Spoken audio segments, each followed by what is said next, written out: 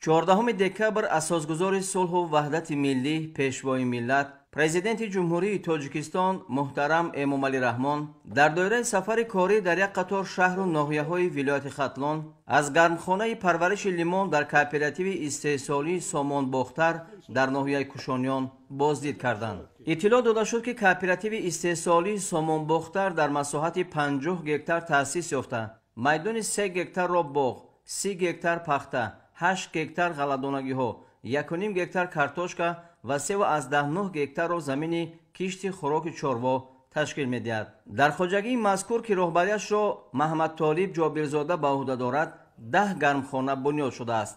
сохтмони гармхона аз соли 2012 оғоз гардида, соли 2016 аз тарафи президенти мамлакат зимни як сафари корӣ ба вилояти Хатлон ба истифода дода шудааст. баъди бунёди гармхона 6 нафар сокини маҳаллӣ бо ҷои кори доимӣ таъмин гардиданд. истеҳсоли лимӯ дар хоҷагӣ дар соли 2022 40 тонна ва соли ҷорӣ бошад ҷамъоварии он ба 50 тонна расонда мешавад.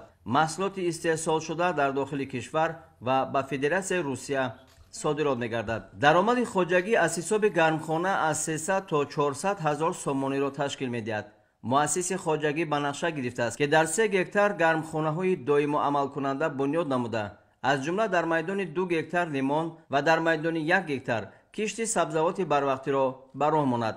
бояд гуфт, ки дар ноҳияи Кушониён дар ҳамаи бахшҳои хоҷагидорӣ дар майдони 48 гектар гармхонаҳои лимӯпарварӣ мавҷуд аст, ки аз он 39,6 гектар ҳосилдиҳанда мебошад. дар соли 2022 263,6 тонна лимон истеҳсол карда шудааст, ки аз он дар бахши ҷамъиятӣ аз 9 гектар 133 тонна ва аз 30,6 гектари аҳолӣ 130,6 тонна лимӯ истеҳсол гардидааст. ҳосилнокии лимӯ аз 1 гектар 66,5 сентнериро ташкил медиҳад.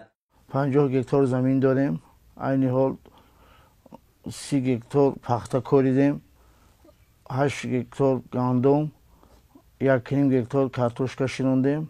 картошка зери килонка 50 сутиқ, 2 гектар 70 сутиқ лимон дорем. аз ҳар як гармхона 6-7 тонн ҳосилнокӣ 60-70 кило як бех мечинем. бозори дохили худмон истеҳсол мекунем ва содирот мекунем. ба давлати Россия, Қирғизистон, кооперативи истеҳсолии Сомонбохтар 40 нафар саҳмдор аст. дар гармхона 6 та коргар бо 10 гармхонаи дигар 20 нафари дигар кор мекунанд.